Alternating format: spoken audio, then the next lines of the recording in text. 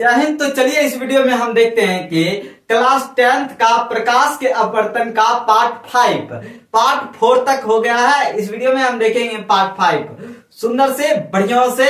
ठीक है, एग्जाम भी बहुत नजदीक बचा है और मेला भी चल रहा है, मेला भी आने वाला है, नवरात्रि चल रहा है। तो आप सब कैसे हैं? बढ़िया, कमेंट में बताइएगा। ठीक है, तो चलिए शुरुआत कर ही देते हैं पार्ट 5 का। देखिए पार्ट 5 में हम सीखेंगे कि अपवर्तनांक, इंग्लिश में कहेंगे कि रिफ्रैक्टिव इंडेक्स। ठीक है, रिफ्रैक्टिव इंडेक्स देखिए किसे कहते हैं, अपवर्तनांक, बढ़िया समझिएगा। ठीक है, क्योंकि आपको लिखना है, बहुत इंपॉर्टेंट है एग्जाम के दृष्टिकोण से। ठीक है, ऑब्जेक्टिव इससे डायरेक्ट खूब आएगा। ठीक है, अपवर्तनांक से ऑब्जेक्टिव बहुत ज्यादा आएगा एकदम। ठीक है, अभी जो 24 तारीख ये कल वाला जो एग्जाम हुआ था 25 तारीख को, तो हम अधिकांश देखें इसमें भी क्वेश्चन आया था, अपवर्तनांक वाला, परावर्तन वाला। तो ये सब आपको ऑब्जेक्टिव में बहुत ज्यादा ध्यान देना पड़ेगा। ठीक है, तो देखिए अपवर्तनांक यानी रिफ्रैक्टिव इंडेक्स, देखिए क्या कहता है, किन्हीं दो माध्यमों के लिए आपतन कोण की जया यानी साइन आई। देखिए आपतन कोण को इंग्लिश में हम कहते हैं कौन सी, आई। ठीक है, आई कहते हैं, कौन आई। ठीक है, और जया की इंग्लिश होता है साइन। ठीक है, तो यानी आपतन कोण की जया यानी साइन आई। ठीक है, और आगे देख लेते हैं अपवर्तन कोण की जया साइन आर का अनुपात मतलब बट्टा। ठीक है, अनुपात नियतांक होता है, नियतांक मतलब स्थिर, जो बदल नहीं सकता है, एकदम फिक्स है। नियतांक होता है, क्या होता है, नियतांक होता है, जिसे हम क्या कहते हैं, अपवर्तनांक कहा जाता है। ठीक है, इसे म्यू या न्यू या एन से सूचित किया जाता है। ठीक है, एक बार और बढ़िया से, किन्हीं दो माध्यमों के लिए आपतन कोण की जगह साइन आई तथा अपवर्तन कोण की जगह साइन आर का अनुपात नियतांक होता है, जिसे अपवर्तनांक कहा जाता है। इसे म्यू या न्यू से सूचित किया जाता है और एन से भी सूचित किया जाता है। तो जैसे मान लीजिए कि यहां पर दो माध्यम है, यहां ये वायु है, ये जल है, ये कौन सघन माध्यम से विरल में जा रहा है। ठीक है, तो ऐसे माध्यम का जो अपवर्तनांक होगा, देखिए क्या बोलता है अपवर्तनांक, इसका अपवर्तनांक जो होगा, देखिए कैसे फार्मूला बनेगा। फार्मूला आप लिखते हैं पहले, अपवर्तनांक इक्वल टू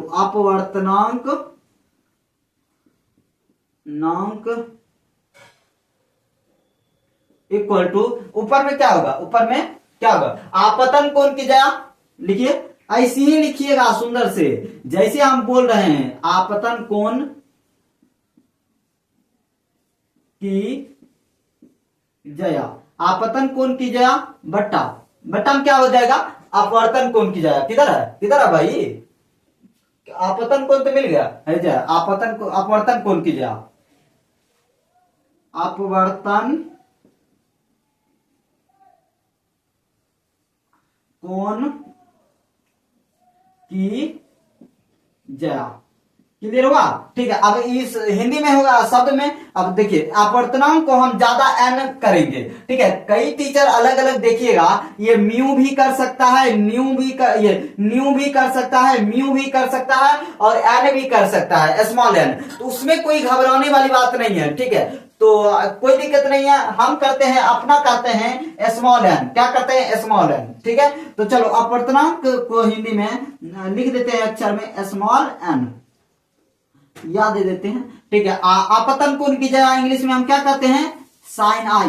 क्या कहते हैं, साइन आई बट्टा अपवर्तन कोण की जगह को साइन आर।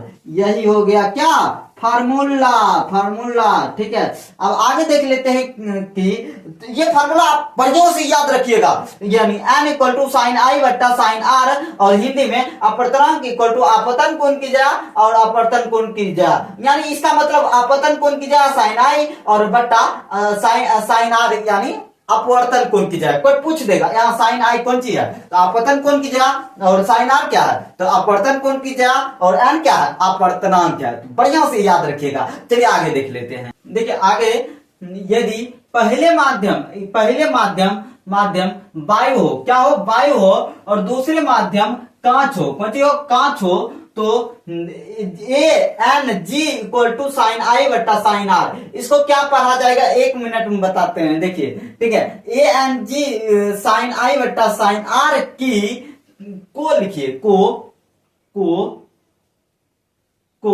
वायु के सापेक्ष क्या पढ़ा जाएगा, इसको क्या पढ़ा जाएगा, इसको पूरे को, ठीक है। वायु के सापेक्ष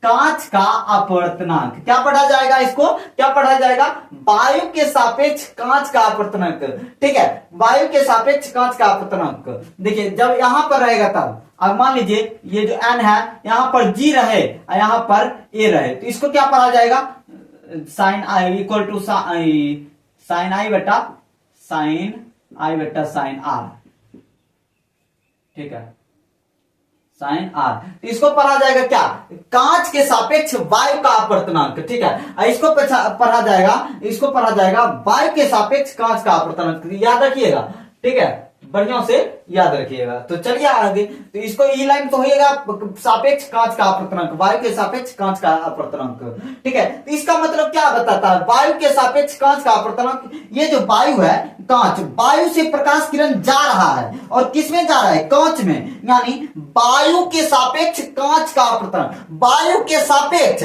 और किसका अपवर्तनांक, कांच का अपवर्तनांक, समझ में आ रहा है। दो माध्यम है, ये वायु है, एक नंबर माध्यम वायु है, 2 नंबर कांच है, तो वायु के सापेक्ष कांच का अपवर्तनांक, ऐसे ही याद रखिएगा, बढ़िया से मजा आना चाहिए पढ़ने में। देखिए दो राशियों का अपवर्तनांक अनुपात में है, क्या अनुपात, देखिए बट्टा में है, यानी ये देखिए ऊपर वाला कौन सी है, ऊपर वाला वायु है, नीचे वाला कांच है, और ये दोनों का क्या है, अपवर्तनांक बट्टा में है, यानी साइन आई बटा साइन आई आर है, तो इसको अनुपात में रहता है तो दो राशियों का अपवर्तनांक, उसका कोई मात्रक नहीं होता है, क्या नहीं होता है, उसका कोई मात्रक नहीं होता है, उसका मात्रक नहीं होता है, याद रखिएगा।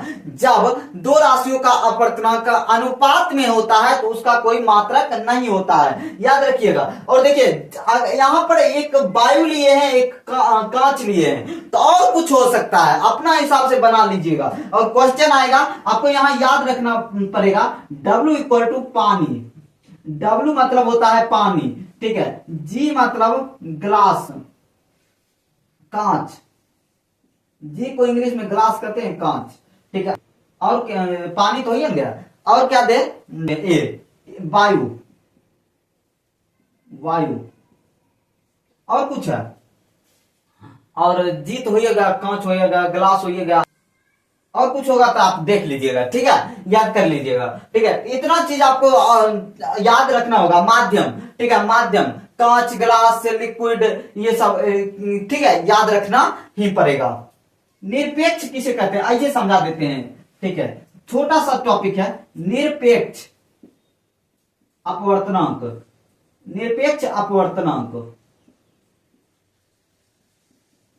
निरपेक्ष अपवर्तनांक किसे कहते हैं, देखो जब प्रकाश किरण निर्वात से किसी माध्यम में आता है तो ऐसे अपवर्तनांक को हम कहते हैं निरपेक्ष अपवर्तनांक। जैसे मान लीजिए ये क्या है, ये रेखा है, ठीक है, इधर निर्वात है, क्या है, निर्वात है, ठीक है, निर्वात से माध्यम में गया, ये अभिलंब है, ठीक है, ये निर्वात,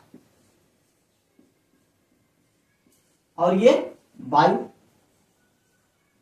ठीक है, वायु, ठीक है। ये निर्वात से कहां गया, माध्यम में गया, यानी निर्वात से किसी माध्यम में गया, वायु में गया, तो ऐसे अपवर्तनांक को हम क्या कहेंगे, निरपेक्ष अपवर्तनांक, याद रखिएगा, ऐसे अपवर्तनांक को हम क्या कहेंगे, निरपेक्ष अपवर्तनांक। जब प्रकाश किरण निर्वात से होकर किसी माध्यम में प्रवेश करती है तो ऐसे अपवर्तनांक को हम क्या कहते हैं, निरपेक्ष अपवर्तनांक कहते हैं। पूरा बढ़िया से अब अगले वीडियो में हम और इसका क्वेश्चन आंसर भी देखेंगे, और ज्यादा, अभी अपवर्तनांक खत्म नहीं हुआ है, और ज्यादा है, तो मिलते हैं नेक्स्ट वीडियो में। जय हिंद।